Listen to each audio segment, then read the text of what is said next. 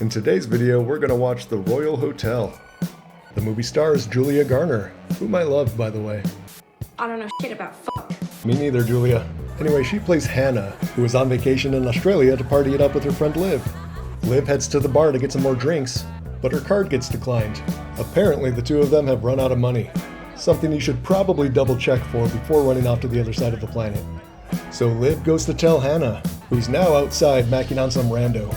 They decide running out of money is not a big deal because they can just go to the Australian job factory. I mean, I've never been there, so maybe that is a thing. So the job master tells the two of them that she's sending them to work as bartenders at a mining town in the middle of nowhere. But beware the male attention. You're gonna have to be okay with a little male attention. Calm down, Liv.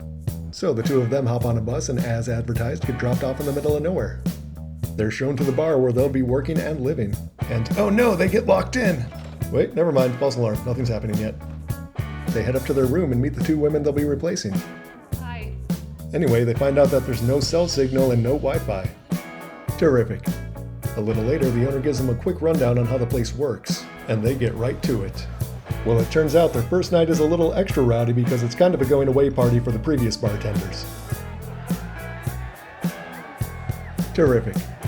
Now, there's a lot of douchebag behavior going on here, in particular from this guy named Maddie. So what is it? Which one do I want? Dickens cider? No, but which one? Dickens cider. Oh, he got you good. But nothing especially bad happens here.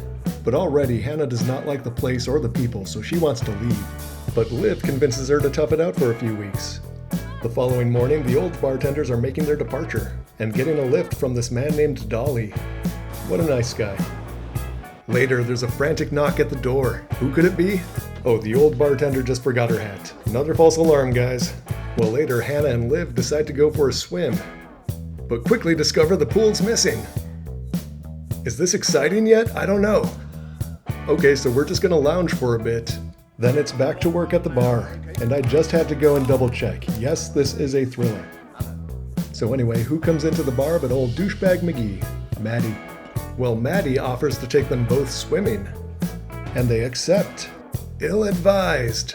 But what do I know, because it turns out Maddie's a pretty good guy and they have a perfectly lovely afternoon. I don't know shit about fuck. It even gets a little romantic between him and Hannah. What a catch. Well, we're back at the bar and find out the owner has a little bit of a drinking problem. So they put him to bed and then hang out with Maddie some more. Things heat up between him and Hannah, but he gets a little too handsy, so she shuts it down and kicks him out. A little while later, there's a noise from the hallway. It's that guy Dolly. He's drunk as hell and stumbling right their way. Hannah locks the door and waits. We get a light knock and a jiggle of the door handle. Legitimately scary, but he leaves and that's the end of it. The next morning, they find Maddie asleep in his car.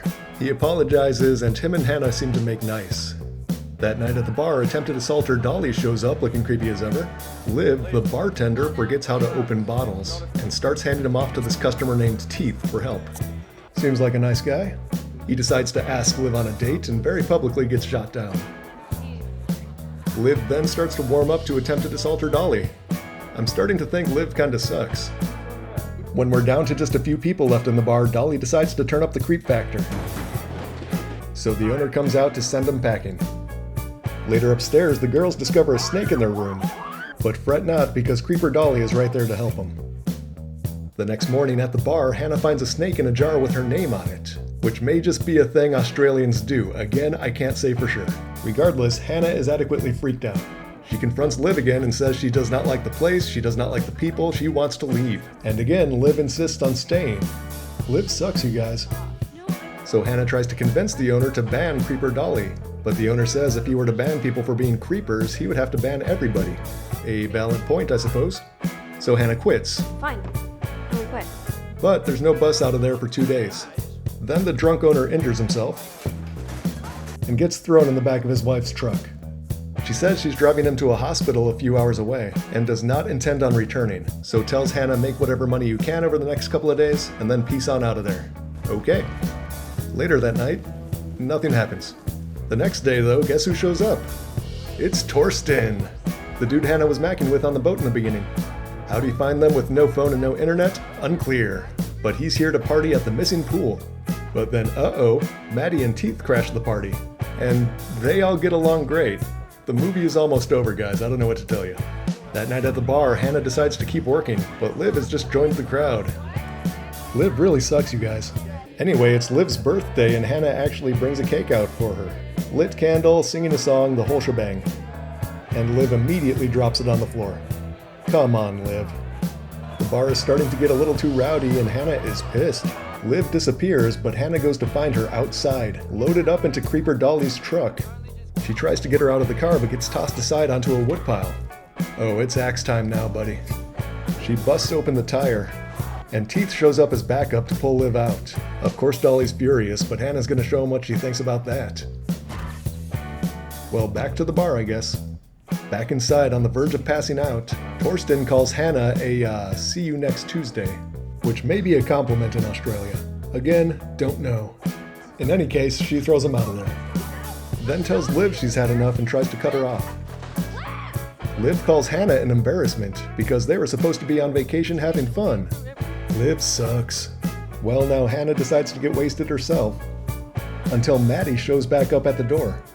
With Dolly. Uh-oh. Hanna barricades herself upstairs with Liv, but Dolly immediately busts through. He then invites Liv to come with them, and she agrees? Well, not on Hanna's watch. Here comes the axe. Oh, straight to her own head. But guess what? She's not done yet. And now suddenly Liv decides she's on Team Hanna. I mean, really, Liv? Really? Well, once again, Teeth shows up to the rescue and beats the crap out of Dolly. Our two heroines head back into the bar, get a little more wasted, and decide to burn this mother down. Except, wait, that's not very flammable. Oh, never mind. And that's it. That's the whole movie. I guess they're just gonna walk hundreds of miles back to civilization. Anyway, the lesson to take away here: double check your bank accounts, make sure you have enough money before you get on the party boat in Australia. Thanks for watching, y'all. See you at the next one.